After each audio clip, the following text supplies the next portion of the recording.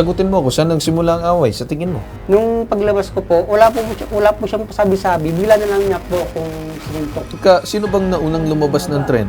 Ako po ang unang lumabas. So, ikaw yung unang lumabas ng tren, tapos nung pagkalabas mo, sumunod siya? Subudot po siya, sa kanya po ako sinuntok ng sinuntok. Puro po yan hindi tama. Iniwanan niya ako ng siko. Tinanggap ko po yung siko niya, sir. Pero nung nasa labas na kami, tinadyatan po niya ako. So, Marjan, kapag may sinasabi kami na may makuha kaming kopya ng CCTV, kampiyansa ka na yun ang nangyari, na nauna itong si Renel para ambahin mo siya pabalik? Opo, sir. Sir, isang beses ko lang po nasuntok yan, sir. Hindi po yun marami, hindi ko yan binugbog, sir. So, isang beses na suntok, pero yung suntok mo, parang ala Captain America, buong muka niya. Nawalan ng ngipin, namaga ang buong muka. Corner na po ako, sir, kasi nakasandal pa ako sa pader, eh. Nako-corner ka na, pero hindi ka halos nasaktan dito. Si Renel yung nasaktan, eh. Sir, siguro pakikwento po sa amin, saan po nagsimula? Nagsimula po to sa platform po, sa pagbaba po namin sa may sabay train po. Nung pababa na po ako ng train, sagi ko lang po siya ng pababa po. Okay. Paano yung pagkasagi mo sa kanya? Ang nasagi ko po ng siko ko po, saka yung paa ko po, ang nasagi ko po sa kanya. Kasi gitgitan po pag ganun po kami. So parang nakiraan ka lang? Opo, nakiganon lang po. Tapos ganun medyo po. natamaan mo lang ng inyong siko? Ganun po sir palabas po, ganun po Kasi po, gitgitan po kasi hindi po ako makadaan, kaya ganun po ang ginawa ko. Nung oras ba na yun talagang kumbaga rush hour? Anong oras yan nangyari? Mga 6:30. Kasi alam mo, kapag mga rush hour, hindi talaga maiiwasan yung mga ganyang eksena. Yung talagang sisiksikin nila yung sarili nila sa loob ng tren. Ako minsan nag-LRT rin ako, alam ko yan. Hindi po ba parang sinadya nyo siyang, kumbaga, git-gitin, tapos may nasabi kayo na hindi maganda? Ako, gusto ko lang malaman kasi of course, baka na-trigger yung kabila. 'Di ba? Kung bakit niya ginawa yung pananakit sa iyo. Nung paglabas ko po, wala po siyang pasabi-sabi. Bigla na lang niya po akong sinuntok. Okay. So bago nangyari yun, nakiraan ka lang at parang hinawi mo ang daan para makalabas ka ng tren. Tama ba? Opo, sir. Alright. Nung paglabas ko po, inabangan niya po ako sa pagbaba po ng platform. Doon niya na po ako nagsusuntok-suntok. So nung sino bang naunang lumabas ng tren? Ako po ang unang lumabas. So ikaw yung unang lumabas ng tren, tapos nung pagkalabas mo, sumunod siya? Subudot po siya, sa kanya po ako sinuntok ng sinuntok. So ano yun, diretso wala man lang siyang pakiusap? Wala po pa sabi-sabi, basta bigla na lang po akong... Wala man lang siyang sinabi na, oh sir, medyo hinawi mo. Wala po, sir. Talagang sobra yung galit niya sa akin Ano naman ang nangyari? Naging responde ng ating police at MRT dun sa lugar at mga paramedics? Ay yung nag-away po kami doon, sundukan na rin po, kasi nakaganti na rin po ako Kasi po, nalaglag po yung ngipin ko. Pagkalaglag ng ngipin ko, doon na po dumami yung dugo ko, kaya nawalan po ako ng mali din po nung nangyari na po yun. Pero sa tingin mo ba na wala kang nagawang kahit para nagsimula doon yung away? Wala po, sir. Nakikita namin sa litrato, grabe yung mukha mo. Oo, Marami po suntok. Kasi nakahiga na po ako Habang sinusuntok na ako. Wala bang umawat? Kasi bakit... Nung maraming pong dugo doon, saka sila nagsipag-awatan kasi hindi na po ako lumalaban kasi hindi ko nakaya Ngayon medyo may umawat na doon. Kayo po ba ay araw-araw sumasakay ng MRT? Opo, nasakay din po ako ng Alam nyo naman na siksikan din. Opo. Bakit nung araw na yun sa tingin mo, nagkaroon ka ng ganong enkwentro sa kapwa pasahero mo? Masikip po yung nasakyan. Sabi mo nga, araw-araw namang masikip sa MRT. Araw-araw. Kasi Sir Renel, ang hinahanap po namin dito, saan kaya nag-umpisa? Bakit po kaya nagkaroon ng ganong reaksyon yung kapwa mo pasahero? Baka po may nagawa kayo, nakalimutan mo lang, baka medyo nagsungit ka, medyo mayabang ang dating mo. So wala. So ang sinasabi mo dito, ikaw talaga ang biktima. Opo, ma'am. Although based sa picture, Sir Carl and Dean, talagang siya ang napuruhan. Pero ang sinasabi ni Renel, hindi ikaw ang unang sumuntok. Hindi po, siya po. Siya ang unang sumuntok, pero ikaw ang medyo nasiko mo siya. Opo. Na hindi mo intensyon. Opo, ma'am. Okay. So, yun yung version ng story niya, Carl and Dean. Maganda rito, malaman natin yung version ng story nung kabila. Para malaman natin kung ano sa perspective niya, kasi sa perspective mo, ganun nangyari. Ano naman sa tingin ng kabila? Para malaman na natin ang sinasabi nating both sides of the story, makakausap natin yun sa kabilang linya, itong inireklamo ng bubugbog daw umano na si Marjan or Marhan Fuentes. Magandang umaga po. Sir, good morning po. Magandang umaga din po. Yes. Sir, ako po si Carl Tulfo. Naka-live po tayo ngayon sa Ipabitag Mo. Sir, pakikwento po sa amin, may naging inkwentro po kayo dito kay Renel Tabuena? Opo sir, pinapakinggan ko po kayo habang nagkikwento po siya sa inyo sir. Sir, yung mga kwento niya, puro po yan hindi tama. Ang nangyayari po dyan, sir, nabukas na po yung train. Pagbukas ng train, bigla po siyang sumingi. Tiniwanan niya ako ng siko. Tinanggap ko po yung siko niya, sir. Pero nung nasa labas na kami, tinadyatan po niya ako. Yun pang hindi ko natanggap sa kanya. Tapos hinarap na po niya ako at babanatan niya ako. So nag-self-defense na lang pa ako sa sarili ko, sir. Patanggap po yung sikuhin niya ako sa loob dahil normal, siksikan po. Hinarap niya ako dahil gusto niya na akong banatan. Kaya hinarap po na din po siya dahil corner na po ako, sir eh. Pero sir, siguro matanong ko lang naman, no? Nagkaroon din kayo ng sinasabing kasunduan, tama po ba? Opo, sir. May kasunduan kami niya. May pinirmahan po kami niyan sa office ng guard ng Ayala MRT. Na yun nga po, tutulong ako sa kanya. Sabi ko sa kanya, magpa-CT-scan ka at saka x-ray, babayaran ko po. Mhm. Ngayon, sir, ang nangyayari sa kanya po ay nag-stay po siya sa hospital ng 3 araw. Ngayon, ang bill niya is 15,000 ipapasagot po sa akin. Mhm. Wala naman po akong sinabi na lahat ng gagastusin mo sasagutin ko. Yung sa akin po doon, tutulong ako sa iyo kung pwede ano may tulong ko. Renel, anong masasabi mo doon sa sinabi niyan? May katotohanan ba ito? Kung sa pagbaba po, sir, nasiki ko po siya, saka nasagik po siya ng pako. Pero yung... Anong klaseng pagkasagi ng paa? Sa tingin mo ba, pag ano po- malakas? pag ano- hindi naman po, sir, malakas yung pag ano ko sa kanya, yung pagsipa ko, Mhm. pagsagi. Mhm. Hindi ko naman po siya sinipa. Ano yung eh. kwento niya na sinasabi niya na nag-self-defense daw siya? Siya Anong po- magiging sagot mo doon? Siya po ang una nanuntok po, sir, hindi ako. Hindi, sa suntok. Hindi, sa siya suntok talaga. siya nauna. Which is, aminado ka naman, di ba, Marjan? Siya po, sir, tinadyakan po ako. Hindi tadyak. Ang suntok ang tinatanong ko. Kasi baka mamaya, sir, sa kasi tingin mo, hinarap na si... po niya ako, Okay, pinabanatan sa na po sandali, niya ako, sir. inilaba- Baka inilaba- mamaya kasi sa tingin nyo, yan ay sipa at yan ay siko. Opo. Pero baka mamaya hindi yan ay sinasadya niya. So, ang tinatanong Sipa, ko, sir, kasi siya sino ang nagbato ng sinasabing suntok ng una? Siya po, nanguna, sir. Kaya gumanti Anong na lang po ako, sir, so kasi nagbato hinarap na po niya ako, nagbato ng suntok itong si Renel na una ng suntok? Opo, sir. Kaya gumanti na lang po ako dyan, sir. Kasi gusto na niya akong banatan. Mhm. Yung pagkatapos Bakit niya ka akong daw gusto sipahin, banatan ni pabanatan na po niya ako noon. bakit ka daw gusto banatan ni Renel? Hindi ko na po alam dyan, sir, kung anong naging kasalanan ko dyan sa kanya, eh. Ano bang sinabi niya sa iyo? Wala po, sir. Nasiko ka nung pababa siya ng Opo. tren, tama ba? Opo. Alright. Bumaba siya ng tren, baba mo ba din 'yon, ng stasyon na 'yon? Opo, baba ko rin po yun, sir. So parehas kayo dapat bababa ng sinasabing Ayala Station. Opo. Alright. Nung pagbaba mo, sinundan mo ba siya o siya yung sumunod sa iyo? Siya po sumunod po ako sa kanya, sir, kasi pinagbigyan ko na nga po siya kasi sumingit, eh. Siya na po nauna, eh. Nakita niya ako sa pitan, tinadyakan po niya ako. Ganun Tapos ba? hinarap na niya ako, sir. Gusto na niya akong banatan, eh. Aha. Kaya nag-self-defense na lang po ako, sir. So para ang sinasabi mo, si Renel unang bumaba, siya pa yung unang Opo. tumingin sa likod para banatan ka pabalik. Opo, sir. Ganun ba? Okay, Renel, ano magiging sagot mo dyan? Wala nga po siyang tama, ako po yung may tama eh. Napuruhan niya po ako eh. Talagang tinira niya po talaga ako ng... Hindi niya ako bubuhayin sa nangyari na yun eh. So saan nagsimula yung sinasabi natin away? Alam mo, Matanong kita, Renel. Sagutin mo ako, saan nagsimula ang away sa tingin mo? Anong sinasabi ni Marjan na tinadyakan mo daw siya pabalik? Hindi naman po yun totoo, sir. So Yung nung pagbaba sinasabi nyo, niya. dire-diretso ka daw naglalakad. O, dire-diretso na po ako eh. Kasi binalikan niya po ako ng suntok eh. Kaya doon po ako nagulat eh. Hilong-hilo na po ako eh. Dean and Kate, anong sa tingin nyo? alam mo, sa akin parang nakukulangan pa ako sa detalye. Pwede ko bang itanong? Kasi yan, epekto na lang yan eh. Yan na yung tama. istorya paglabas. Si Nico, umano, tinadyakan, tama. umano. Anong nangyari sa loob ng tren? Marjan, anong nangyari sa loob ng tren? Ito po yun, ma'am. Nasa gilid po ako. Siya po, nasa hulihan ko. Hindi kayo Dapat magkatabi. po, Ako po sana ang una lalabas noon. Pero nakisingit siya, pinagbigyan ko siya. Ang kaproblema po sa kanya, ma'am, siniko na nga niya ako. Pagdating po sa labas, tinadyakan niya pa ako. Hinarap na niya ako niyan. Kasi babanatan niya ako. Kaya nag-self-defense ako. Kaya natamaan ko yung mukha niya. Dahil posible naman po masuntok ko sa mukha yan, ma'am.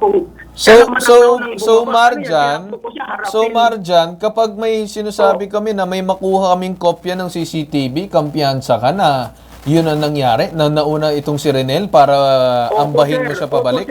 Opo, sir. Opo sir, mas maganda po yan pag makuha po natin yung CCTV footage niyan. Marjan, Oo, ikaw ba ma'am. mainitin ang ulo mo? Hindi po ma'am. O bakit kaya nung araw na yun, parang sumabog ka? Kasi yung punto ni Carl at saka ni Dean, sinong nauna, ganyan, suntukan, andun ako. Opo. Pero grabe yung balik mong panununtok dito kay Renel. Nakapasok ka pa ba sa trabaho pagkatapos ng inyong enkwentro sa stasyon? Opo sir, pumasok po ako. Anong sa tingin mo? Nakapasok pa kaya si Renel pagkatapos ng inyong enkwentro? Hindi po sir. Sa tingin mo ba, Sir, hindi- sapat? Sapat ba yun dun sa sinasabi pagsipa-sipa niya at sinasabi mo umano self-defense? Hindi na self-defense. Paano naging self-defense kung itong kasama mo na isa, mas bugbog sarado kaysa sa'yo? Hindi sir, suntukan po ang nangyayari sa amin dyan sir. Akala ko self-defense pa, tapos ngayon naging suntukan. Ano ba talaga? Opo sir, kasi lumaban na po ako sa kanya sir. Kasi So hinarap na lumaban po ako ka. yun, eh. Okay, naintindihan ko Opo. lumaban ka ng lumaban hanggang sa umabot sa punto na nagkaroon na ng sobrang Opo. injury na itong si Renel. Hindi mo man lang tinigil na no nakikita mo na nahirap na siya. Sir, isang beses ko lang po nasuntok yan sir. Hindi po yun marami, hindi ko yan binugbog sir. So isang beses na suntok pero yung suntok mo parang ala Captain America, maga na mukhang buong mukha niya. Grabe. Nawalan din ng ngipin to daw. Nawalan ng ngipin, namaga ang buong muka. So ano ba talaga siya? Boksingero po ba So kayo? sinuntok niya yung sarili niya para sabihin na binugbog mo siya? Parang ganon? Hindi po sir, may isang beses lang po yan sir na gawa ko. Kahit tingnan po natin kung may CCTV footage po doon sir. Isang beses, tapos yung mata, Opo. maga, tapos yung ngipin, basag. So sobrang laki naman ng kamuo mo siguro nung sinuntok mo itong si Renel. Sir, nasalubong lang po niya talaga yung suntok ko nung time na yun sir. Oh, Kasi sige, nilaban ganito ko na po lang yung siguro, suntok no? niya. Ganito na lang siguro. Makinig ka muna. Kakausapin namin sa kabilang linya itong OIC Opo. ng Ayala Police Substation 5, si Police Major Anthony Bagsik. Magandang umaga po sa inyo, Major. Ano sir yung naging investigation ng police natin dito? Immediately, nag-take cognizance po ang ating opisina. Nag-request po tayo ng mga documents, very particular yung CCTV request for the purpose ng copy, viewing, and further preservation kung meron tayong makikita, sir. And then yung meron silang settlement na ginawa dun sa loob, nakakuha rin po tayo ng kopya. At the same time, yung ID po nilang dalawa, sir. At nirepair po natin ito sa investigation na kung saan for filing of regular filing before the court, sana yung ating reklamanting si Sir Renel na hinawakan po ng ating investigador sa katauhan ni Police Staff Sergeant Emilio Alejo, sir, last January 29, 2025 around 12:30 p.m. na-receive niya po yung complaint ni Sir Renel.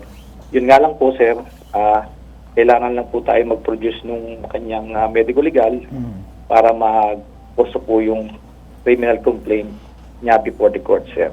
Okay. Nagkaroon ba ng sinasabing investigasyon ng ating kapulisan kung merong sinasabing possible witnesses dun sa nangyari aside Opo, na magdedepend nagpunta tayo rin sa po yung CCTV? investigador natin doon, sir. Yun nga lang po, sir, sa kasamaang palad, sir, medyo matagal na po bago nakarating sa atin yung 29, sir, na-report po dito sa atin at nag-take action po agad ako, sir. Tayo. Okay, Major. So wala, may nakuha ba kayong detalye or wala? Meron, sir, yung mga pieces of evidence lang, yung settlement nila na indeed may nangyari nga talagang kaguluhan sa loob, sir, na nagsasabi na yung both parties, sir, si Sir Renel at Sir Marjan, na kung saan si Sir Marjan initially nagbayad ng 1.5 for the purpose na initial payment sa danyos provision na nagawa sa kanya ni Marjan, sir. Kinausap niyo na ba si Renel para hingian ang sinasabing medical legal para ma-process na niya? Yes, sir. So siguro sir, after na ng programa, we'll let you talk dito kay Renel kung ano magiging following processes para ma-file ng case itong kabilang panig kung talagang willing si Renel. Kasi may karapatan naman din siya for the side na feeling niya na talagang nagkaroon ng pag-agrabyado. Kaya very vital yung sinasabing CCTV para malaman kung sino ang nauna, sino ba ang gumawa nitong bagay na to. Okay. Sige, maraming salamat po sa inyo, Major. Yung tama ba, 1,500 pa lang yung naaabot mo kay Renel? Opo, ma'am. Kaya mo ba bang dagdagan yun? Kasi papunta na to sa pagkakaso, hindi namin siya pwedeng pigilan kung gusto niya talaga magsampa ng kaso. Opo, ma'am. Kasi meron naman po talaga nakalain sa akin yan, sa kanya na 3,000 pang po niya, pang bayad po niya ng extra at saka yung po niya, pa yung isa. CT scan. Sabi ko po sa kanya, iwan ko sa itong 1.5, mapunta ka na ng doktor, tapos mag-provide ka ako mamaya ng GCash, tapos papadalhan ko kita para pambayad mo ng CT scan. Marjan, kung ito naman si Renel ang nauna, bakit ka pumayag na ikaw magbabayad dun sa sinasabi niyang mga pagamutin? Sir, sa awa ko lang po yun, sir, kasi hindi naman po ako taong naawa lang po ako, kaya po tumulong po ako dyan. So naawa ka at tumulong ka pa kay Renel. So parang si Renel pa may utang na loob sa'yo. Hindi po, sir, hindi po. Inano ko lang po yan dahil po sa ganyan na nangyayari. Oo. Siguro, no, matanong lang natin si Atty. Batas kung ano ang kanyang analysis dito. Magandang umaga po sa inyo, Atty. Batas Mauricio. Pagka po kasi self-defense, sabi po ng Revised Penal Code of the Philippines, para maituring na legal at kinikilalang self-defense nga ang ginawang pananakit sa kapwa, kailangan meron yung tinatawag na reasonable force employed in defending oneself. Kailangan yung kaukulang puwersa lamang ang ginamit upang may pagtanggol ang sarili laban sa atake ng iba. Pero dito po, lumilitaw, batay na lamang po dito sa mga datos na pumasok sa ipabitag mo ni Ben Tulfo, na pinangangasiwa ni Carl Tulfo ngayon, hindi lamang po self-defense, assault, atake, at talaga naman pong agresyon ang ginawa itong nagtatanggol di umano sa kanyang sarili. Dahil po dyan, hindi po tatanggapin ang kanyang self-defense, at sa totoo lang, siya po'y madedemanda ng serious physical injuries. Depende po doon sa length of time o ilang araw ang kinailangan upang gumaling ang mga sugat at pinsala sa katawan. Okay. Kung sakasakali nga, nauna itong si Renel, and then ito naman si Marjan ay nag-self-defense nga pero nasobrahan nga ang kanyang pag-self-defense. Ano naman masasabi mo dyan, attorney? Katulad po na binabanggit ng Revised Penal Code of the Philippines, binagong kodigo penal, yan po ang batas sa mga ganitong klase ng krimen. Kailangan po yung reasonable ang paggamit ng lakas upang may pagtanggol ng isang sarili, ang ating mga sarili laban sa mga gustong manakit pa sa atin.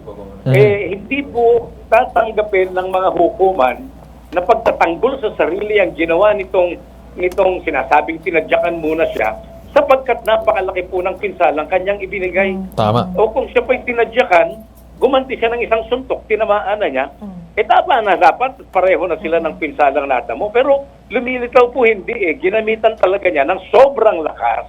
Tama. Hindi po katanggap-tanggap bilang depensa, ginawang Carl Tulfo. Tama. Ngayon naman, attorney, may sinasabi lang itong si Marjan na sinasabi niya na siya ay tutulong lamang doon sa sinasabing expenses pero hindi siya magbabayad ng lahat ng kaukulan na usaping medikal. At siya naman ay nagkaroon ng kasunduan na tutulungan niya na itong sinasabi nating complainant sa kanyang mga gastusin medikal. Ano po masasabi niyo dyan, attorney? Ngayon naman ay siya ay nagsasabi na hindi niya naman sinabi na babayaran niya lahat. Kasi po, ayon po sa Kodigo Penal ng Bansang Pilipinas, sino man ang gumawa ng pinsala sa kapwa, siya ang gumawa ng lahat ng pananagutan at dapat niyang sagutin. Hindi pwedeng tutulong lang po siya batay po sa sinasabi ng Kodigo Penal. Maliwanag po yan sa ating Revised Penal Code of the Philippines at dahil po siya ang nakapagbigay ng pananakit at pinsala sa katawan, lahat po ng pinsalang yan pong nagdepensa di umano sa sarili ang dapat managot sa lahat ng yan. At ang masakit po dyan, madadagdagan pa yan, yung daños perjuicios sa sama ng loob, o di kaya sa kahihiyan, o di kaya hindi makakain, hindi makatulog.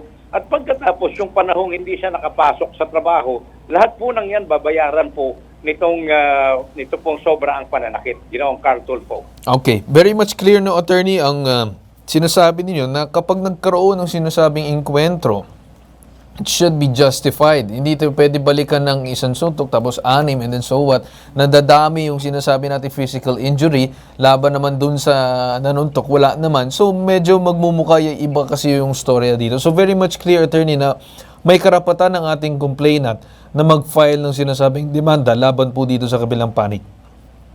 Tama po yun at maganda po yung tanong kanina. Kailangang hanapan na ng solusyon nitong nanakit ng sobra. At nang sa ganon, maiwasan niya na magkaroon ng record siya sa kaso, magkaroon siya ng conviction, ng pagkakasintensya. At dahil diyan, baka mawalan siya ng trabaho at hindi na siya mabigyan ng trabaho dahil nga po magkakaroon siya ng black record o criminal record sa NBI, sa mga hukuman sa piskalya. So, ganun po yun. Ayusin na niya, hanapan na niya ng areglo para matapos na itong usapin dito pa lamang sa level ng ipabitag mo. Ako po, Attorney Batas, si Kate po. Itatanong ko lang, sir, kasi yung dalawang panig po ngayon, nagtuturuan kung sino nag-umpisa. Ngayon, yung existence po ng CCTV para sa bitag, attorney, medyo importante. Paano po ba natin mare-request yung kopya ng CCTV sa MRT, Attorney Batas? Well, yan pong kopya ng CCTV, bagamat sinasabing pag-aaral ng MRT, yan po ay lumitaw na opisyal na record pampubliko. Huwag po natin kalilimutan, ahensya ng gobyerno po, RT, at nasa ilalim po siya ng Light Rail Transit Authority ng Office of the President, kaya opisina ng gobyerno. Kasama po sila sa inaatasan ng saligang batas na ibigay ang mga kaukulang ebidensya sa isang pangyayari, kasama na po ang CCTV. Tungkulin po nila yon, lalo na at may humihiling na makuha yung CCTV footage na yan para po sa isang maliwanag na investigasyon. Dito po, sa pabitag po, maliwanag po layunin. Makita ang katotohanan at manaig ang katarungan. Miss Kate. Maraming salamat po sa inyo, Attorney Batas. Okay. Naiintindihan ko yung ganitong klaseng pinsala na nagkaroon kayo ng inkwentro, nagkaroon kayo ng away. Pero kung titignan natin, lahat po yun ay naging epekto ng problema. Naging cause ng sinasabing problema na to ay ang init ng ulo doon sa sinasabi nating MRT. Makausap natin ngayon itong sinasabi natin MRT, itong station supervisor na si Joanna Cabal. Magandang umaga po sa inyo. Possible ba na makahingi itong ating kapulisan, kasi also as well, or possible kami through us also as well, nakikiusap kami for possibly humanitarian sake para magawa ng paraan itong reklamo ni Renel na makahingi ng sinasabing CCTV? Opo sir, nag-submit na po sila ng request para po sa CCTV copy po. Sige po ma'am, I think that's the answer na gusto po namin matanggap galing po sa inyong tanggapan, na available na po pala ang CCTV footage. Possible ba ma'am kung ang programa namin pwede po din makahingi ng sinasabing kopya? In the aid of investigation sir, probably pwede naman pong mag-request din po. Ma'am Joanna, I think malaking tulong na po ang inyong tanggapan dyan sa MRT, and maraming salamat po sa inyo. Maraming salamat din po, Sir Carl. Okay, Marjan, ganito, available na daw ang sinasabing CCTV footage dito sa MRT. Kakausapin din namin itong MRT para makahingi din kami ng kopya at ito ay re-reviewin namin para malaman talaga kung sino talagang may kasalanan sa usapin na to. Alright, Marjan? Yes po, sir. Alright. And then yung isa naman namin hiling, again, uulitin ko lang, yun dun sa usapin kanina, na kung saan dun sa usaping medical, ikaw ay nangako, ikaw ay nakipagsundo, so dapat ikaw ay tumupad. Alright, Marjan, wala naman problema kung sabihin natin na unti-unti mo siyang bayaran, as long as bayaran mo siya dito kay Renel. Alright? Sige po. Yun naman po, kung ano po yung pag-usapan po ngayon, kung sabi namang babayaran po yung niya, kahit pa kung walang pera, maghahanap na lang ako para mabayaran ko po. Kasi sir, alam ko naman ang sinasabi ninyo na wala po kayong pera, pero ang pinag-uusapan po natin, kung wala pong bubugan, hindi po umabot sa punto na to. Kung hindi lang po sana kayo nanguna, hindi naman po magkakaganog. Ang para sa akin, ako ay maniniwala sa storya hanggang sa makita ko ang CCTV footage. Alright, Marjan? Opo. Sinabi naman ni Marjan na siya ay willing tumulong. Anong siguro pakiramdam mo dito sa lahat ng napag-usapan natin ngayong araw? Medyo gumaan po yung pakiramdam ko. Nabigyan po ng hustisya yung nangyari po sa akin. Sinabi naman itong ni Marjan na gagawa niya ng paraan na mag-usap kayo. E di pag-usapin na lang namin kayo kung sakaling maayos man sa ganun na paraan at hindi hahantong dun sa sinasabi pagsampahan ng kaso. Then, nasa iyo na yun kung gusto mo pa ituloy or hindi. Hindi na kami manghihimasok, hindi na kami mag-ano pa. So, clear na ba sa iyong ngayong araw? Opo, sir. Alright. So, kami nagpapasalamat sa inyo, Renel, na lumapit ka dito sa aming tanggapan. Alright? Salamat din po, sir, sa inyo po. Alright. At dyan po tayo nagtatapos sa sumbungan natin. Ito ang nag-iisang pambansang sumbungan tulong at serbisyong may tatak, bitag, ilalaban ka, tiki-iwan.